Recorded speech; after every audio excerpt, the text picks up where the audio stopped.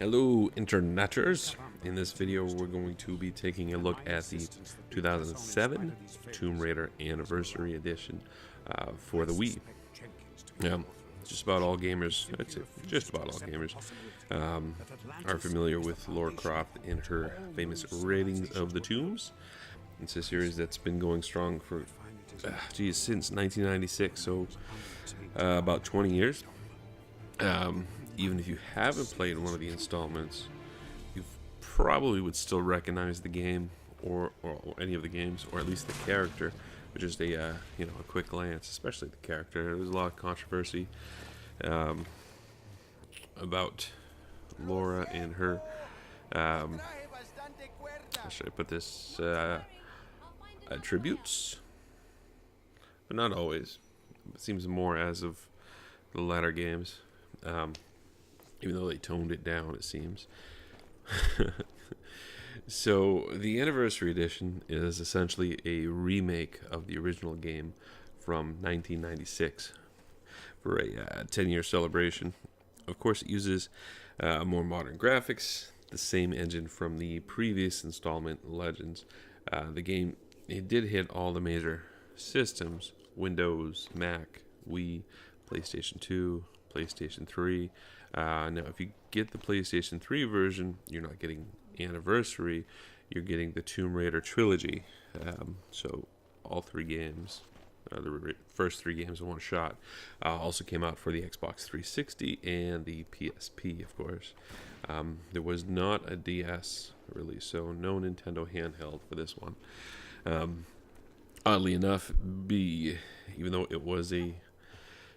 it is such a large franchise, Tomb Raider, and being released on so many different formats, this was the worst selling installment in the franchise, from what I've gathered anyway online with my Google Foo. Google Foo. Sounds way better in my head. I'm not sure why everyone seemed to give it pretty positive reviews. If I have to think of a reason, I'd say it's probably because it wasn't a real new game and it was a remake, and that probably hurt it a bit. But I don't know. But that's the only reason I could think of. Now, of course, we're taking a look at the Wii version. Now, there's a few different variations that happened with this, with the Anniversary. If you got it for the 360, not a special feature, but if you bought this digitally, they broke it up into 4 different chapters, meaning the game as a whole you could buy separately: a chapter 1, a chapter 2, a chapter 3, a chapter 4. You broken down. Each one of the chapters did still come with the mansion levels, the training levels. So again, not really a special feature, but kind of neat that it was broken up. Now, if you bought the Wii version, which is the one we're going to be looking at right on the box, boom, exclusive Wii content, which translates into we smushed waggle controls, having trouble. Anyway, smushed waggle controls, and for no real reason. The most obvious is when you have to solve a puzzle. The Wii version of the game got extra parts to puzzles, oddly enough. So instead of just opening a door or finding a key or something, you have to, in some cases, use the pointer function of the Wiimote as a brush. We're brushing debris off of some kind of stone relief, some images, and then once you do that, then you use the Wiimote pointer as a chalk pencil to scratch over paper. You put the paper over the cutout in the stone, and then you take the chalk and you rub it, so you can get yourself a nice rubbing of what the image is, and then you turn around to the wall across, and then you have to solve a puzzle based on that design. Sometimes also you'll be using a pickaxe to clear off debris to find the images, or In some cases, it's just a button combination you need to push. So it's things that sound potentially cool, but really it just hinders the gameplay. I mean, it doesn't really. It kind of takes me out of the moment. I can see how some people would enjoy it. I don't know. I didn't. Anyway, not for me. Didn't need to be there, in my opinion. Not a bad thing, but doesn't need to be there. I didn't need any extra filler like that. Anyway, but one cool thing is motion controlled flashlight and also motion controlled grappling hook. While the grappling hook is not executed as well as it is in, let's say, Metroid Prime, it's still pretty cool to just have that feature. So the storyline. So the storyline opens with Laura not tomb raiding. So maybe she's couch raiding. She's in her mansion, and one of her acquaintances, Larson, he shows up. Now, I don't really know where Larson falls in on with the series. Sometimes I think he's a partner of sorts, and then sometimes I feel like he's an enemy or a double agent. I really not knowledgeable enough on the franchise to know where he actually stands. Anyway, he brings in a computer or TV or whatever, and he shows Laura this lady on the other side of the TV. So they telecommunicating. She wants to hire Laura, but Laura does, well, no thank you. And then she's like, but wait, there's more. The lady apparently knows the location of something that our Tomb Raider's father was looking for before he passed away, and now, boom, it's time to strap on the guns and go tomb raid us some tombs, caves. Anyway, so the story does have some cool twists and turns. Some of it's even unexpected. So I'd say it's a good story, and it helps drive the motivation. So I'd say pay attention to the cutscenes. Don't bother skipping them. Sometimes games cutscenes you can just skip them. Doesn't matter. But the story's pretty cool, so don't skip them, I would say. Graphics. How does this game look? Well, we're reviewing the Wii version, so let's not sugarcoat it. There are jaggies as far as the eye can see. There's no anti-aliasing here at all. Now I'm playing this on a 65-inch screen, so maybe it's just more obvious. If you're playing on a smaller screen, maybe you wouldn't notice it as much. But the 480p resolution does take a hit here, as well as lack of detail in the textures. Sometimes they're not super high detail to begin with, but sometimes it gets a little bit muddy. The gameplay isn't affected by it. The puzzles aren't affected by it, so there's no worries there. And players who are more critiqueful of their visuals may want to just go ahead and grab the PlayStation 3 or the 360 version. And again, if you're going to get a different one other than the Wii, I would say get the PlayStation 3, as it is the whole trilogy. But you will be missing out on all the waggle fun.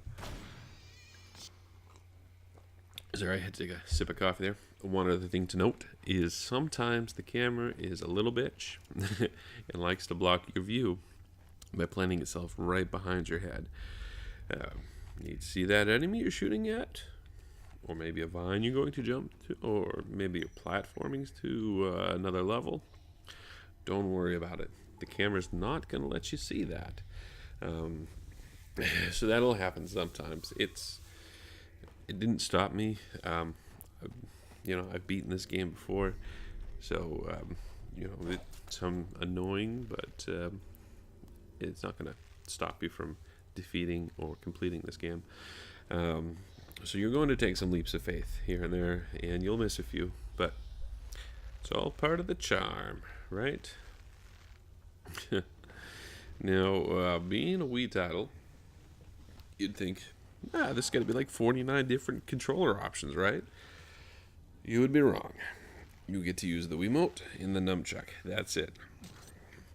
See, earlier in the Wii's life cycle, the motion controls are really exciting. This is one of the earlier titles, so everything was smushed with motion control. for better or worse. Um, and nice though, because the GameCube wasn't too far away from the launch of the Wii. Of course, the back to back. There was a lot of games that also supported GameCube functions. This is not one of them. So all you get is a Wiimote paired with a nunchuck. Not a bad option, but not the best option here. Did I mention that there's going to be some waggle? There's going to be. So the controls are all right. They're going to do what they're supposed to do. I'd really would have liked to see a GameCube controller option, or at least a classic controller. I mean, come on. It was already mapped out for the Xbox and the PlayStation. It doesn't seem like it would have been hard to map it out to the classic.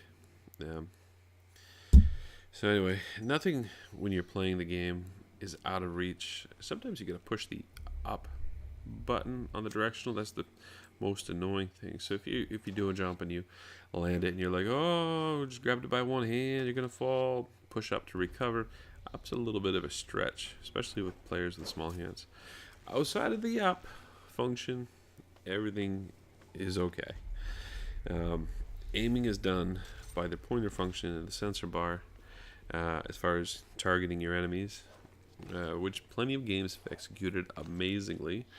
But not this game in a couple of spots. Let's, for example, if you have a distance between you and your target, and it doesn't have to be a lot of distance, just some distance, no issue. Targeting's fine, no problems. If you miss because of that, it's your own fault. But let's say if your target is right on top of you, then it becomes an awkward dance of what the heck is going on and am I hitting it? I found myself, for example, if you're surprised by some wolves, and they're right on top of you, your best bet is to just run away, get yourself some distance, and then turn around. Now, to be fair, I don't know if this is the same issue with other variations, that don't have the waggle control. But that's my biggest complaint with the controls. Camera motion is done by holding C and then moving the pointer. It's not bad, but when I do it, it feels like it's taking me out of the game. Because it's deliberate. You really need to kind of stop what you're doing, hold the button, and look around. Now, if we had, let's say, the use of a second analog stick, it would have been a better experience, I think.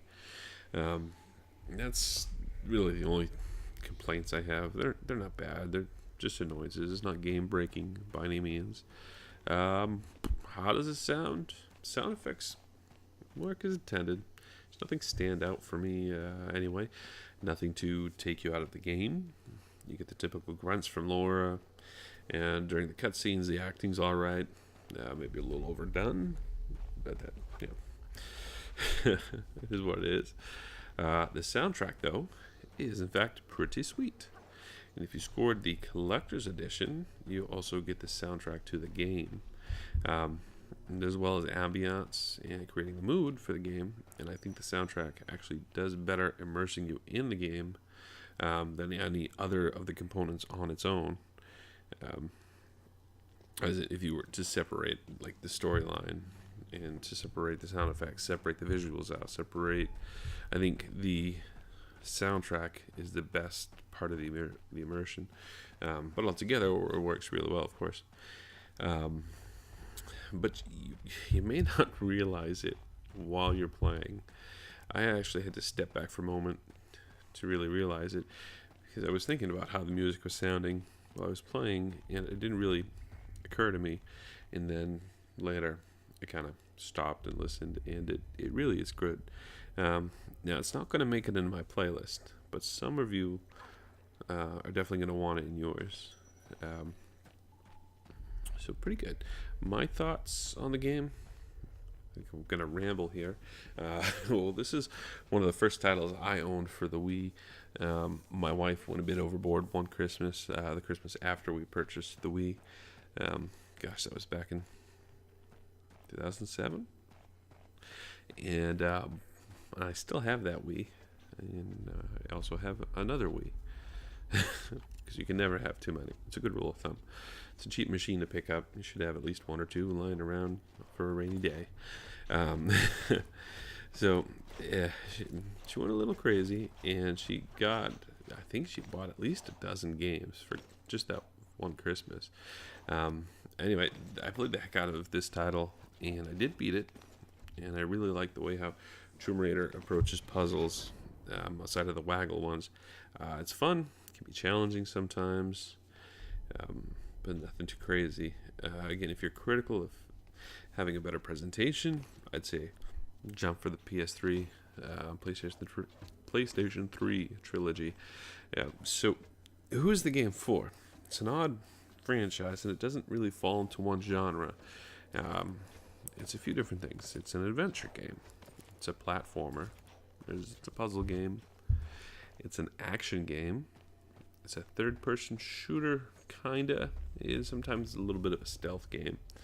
So that's a lot of different things to cover. But despite all of them, the product as a whole has gamers playing a game genre they may not normally explore, which is pretty interesting.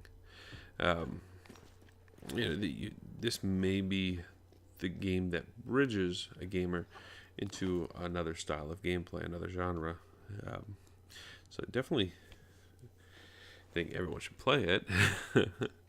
So it's really about for everyone. I've met novice gamers who just play, a couple of games every few years, or not even consistently, all the way through experienced gamers who really like the franchise, and then just hobbyists who like to play something for fun for a little bit, not really ever going to complete a game, but just like to have fun. So they all like it. So if you haven't, I'd say give Tomb Raider a shot. Why not start with the anniversary installment, since you're effectively starting from the beginning of the franchise. Now the game is averaging about $9 right now. But when I do see it, and I don't see it very often, like in a store, it's closer to $15 to $20. That's a really reasonable price for a solid game. There weren't a lot of these sold. I'm not sure how many were made, but if you're a collector, I'd say get your copy before the prices start going up. That being said, the price has been pretty much flatlined for the past 4 years or so. It's right around $10 for the past 4 years. But who knows? My guess, it's going to go up. But I don't know. Anyway, that's it. So it's a good puzzle game. Got an intriguing storyline. It's got a good soundtrack. So yeah, I would recommend this game. I guess that's about it. So thank you for watching, and happy interneting.